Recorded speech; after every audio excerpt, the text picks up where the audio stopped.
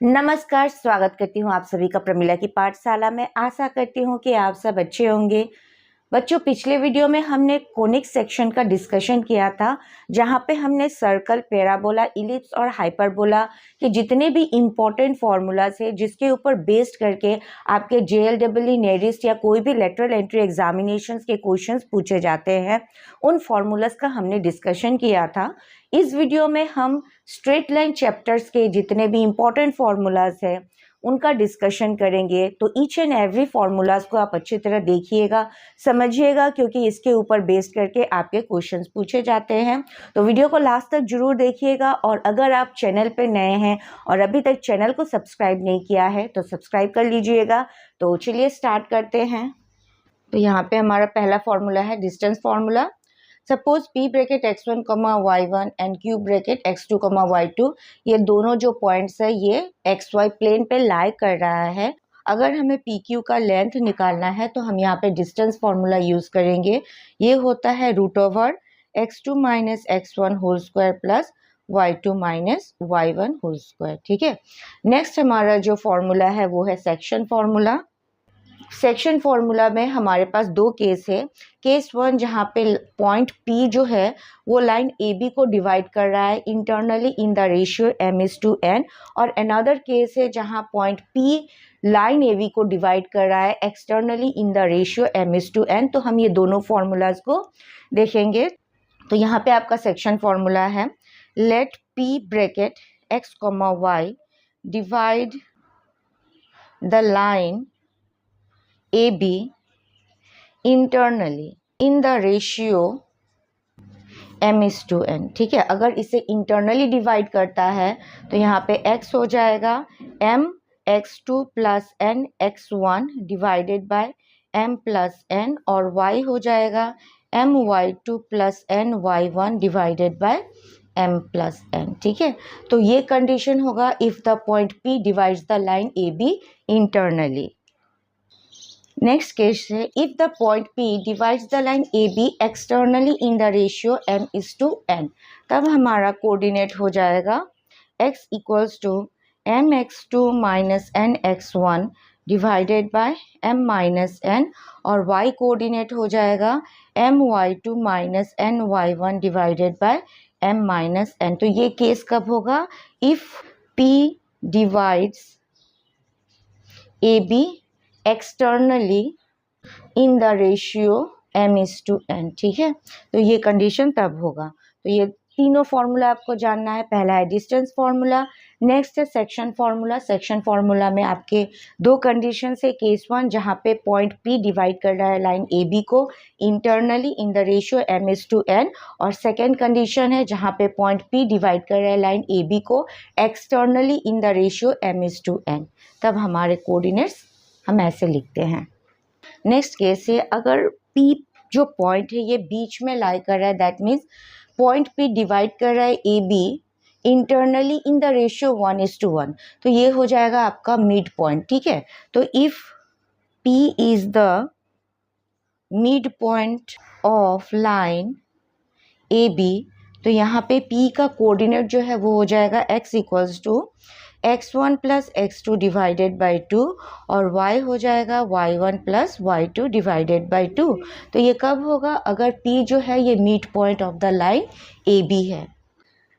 Next है, area of a triangle whose vertices are A bracket x1, y1, B bracket x2, y2 and C bracket x3, y3 is given by. तो यहाँ पे area of a triangle होता है half into mod x1 into y2 minus y3 plus x2 into y3 minus y1 plus x3 into y1 minus y2। ठीक है। तो यहाँ पे आपको एरिया ऑफ ए ट्राइंगल याद रखना है, जो होता है half into modulus x1 into y2 minus y3 plus x2 into y3 minus y1 plus x3 into y1 minus y2।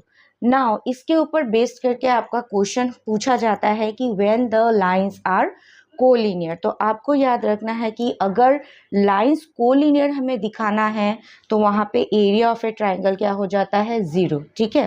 तो if area of a triangle equals to 0 then A B C are collinear. तो इसके ऊपर based करके आपका question पूछा जाता है कि लाइंस कोलिनियर कब होते हैं।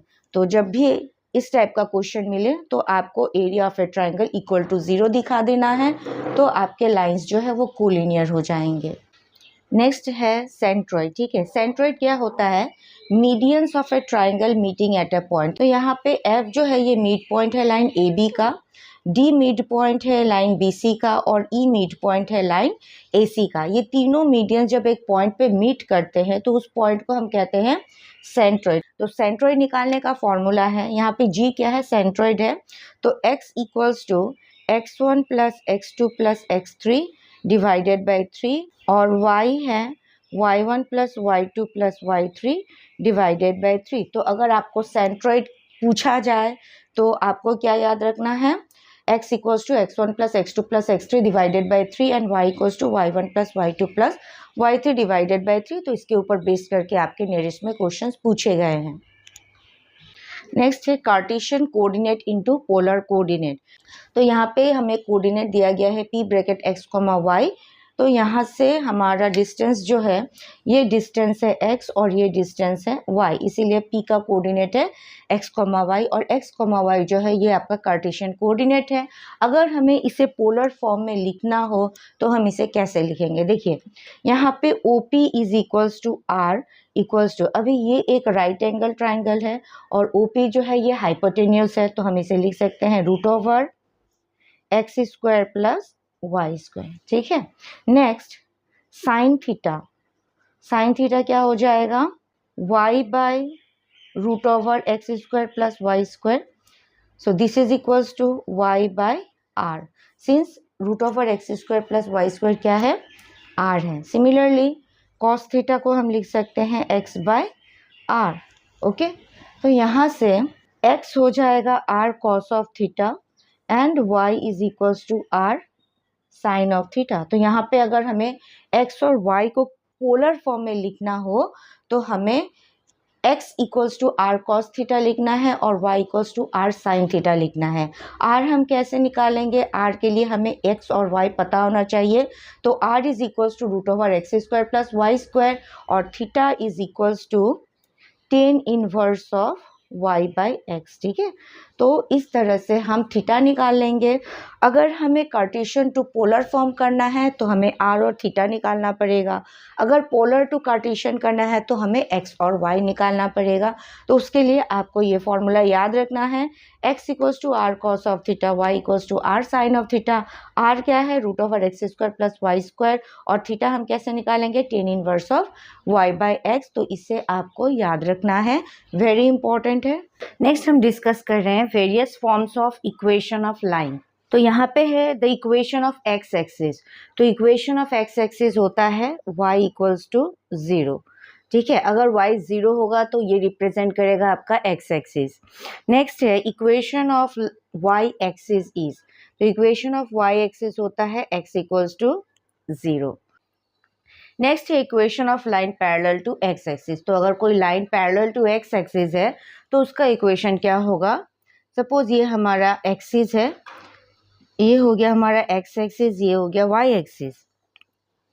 तो अगर कोई line parallel to x axis होता है that means y equals to minus A हुआ, तो ये हो जाएगा बिलो एक्स एक्सिस। और अगर ये पॉजिटिव होता है that means y equals to A, तो ये हो जाएगा अबव एक्स एक्सिस। तो equation of line parallel to x axis क्या होता है? y equals to constant. Next है equation of line parallel to Y axis. तो अगर ये वाई एक्सिस का पैरेलल है तो आइदर ये होगा x इक्वल्स टू ए और x इक्वल्स टू माइनस है। ठीक है, ये हो गया हमारा y एक्सिस। तो अगर y एक्सिस का पैरेलल है तो x क्या होगा? कांस्टेंट होगा। तो x इक्वल्स टू कांस्टेंट ये डिनोट कर रहा है हमारा line parallel to y axis. Constant negative होने से लेफ्ट हैंड साइड, अगर पॉजिटिव होता है तो right hand side of y axis. Next है स्लोप और ग्रेडियंट ऑफ ए लाइन। तो स्लोप या ग्रेडियंट को हम कैसे डिफाइन करते हैं? If theta is the angle of a line with the positive direction of x axis. तो यहाँ पे हमारा लाइन है OP और ये हमारा एक्स एक्सिस है, और थीटा जो है ये एंगल मेड बाय है OP with the positive direction of x axis, ठीक है। तो यहाँ पे स्लोप ऑफ द लाइन क्या हो जाएगा, इसे हम डिनोट करते हैं m equals to tan of theta, ठीक है। तो m equals to tan of theta is called the slope of the line. Now slope of horizontal line क्या हो जाएगा, number 1 slope of a horizontal line at theta equals to 0 degree, that means m equals to tan of 0 degree, ये हो जाएगा 0। Next है slope of a vertical line. तो slope of a vertical line is not defined. क्यों not defined होता है, देखिए यहाँ पे थीटा जो है ये क्या हो जाएगा 90 डिग्री, और यहाँ पे m इक्वल्स जो हो जाएगा tan of 90 degree, and tan of 90 degree is not defined. तो ये दोनों आपको याद रखना है कि स्लोप ऑफ हॉरिजॉन्टल लाइन क्या होगा, थीटा इक्वल्स टू 0 डिग्री, और slope of a vertical line जो है ये नॉट डिफाइंड है। नॉट डिफाइंड क्यों होता है, क्योंकि यहाँ पे थीटा जो है ये 90 डिग्री हो जाता है, एंड tan 90 डिग्री जो है ये इन्फिनिटी होता है, इसीलिए slope of a vertical line जो है ये नॉट डिफाइंड है। नेक्स्ट हम निकालेंगे slope of a line passing through 2 points. तो यहाँ पे हमें 2 पॉइंट्स दिए गए हैं, a ब्रैकेट x1 y1 और b ब्रैकेट x2 y2। तो हमें यहाँ पे क्या निकालना है, स्लोप निकालना है। तो हमें पता है अगर हमारा लाइन ऐसा होता है दैट इज OPM, तो यहाँ पे जो स्लोप है दैट मीन्स tan थीटा ये हो जाता है y/x, ठीक है। अगर ये हमारा कोऑर्डिनेट हुआ x, y, tan theta equals to y/x। अभी हमें निकालना है slope of the line AB। तो ये हो जाएगा tan of theta is equals to y2 minus y1 divided by x2 minus x1, ठीक है। So tan theta is nothing but m, तो m equals to y2 minus y1 by x2 minus x1। अगर ये हम करते हैं तो हमें क्या मिल जाएगा, slope of the line AB। Next है स्लोप ऑफ पैरेलल लाइंस। तो सपोज हमारे पास यहाँ पे 2 लाइंस है L1 और L2।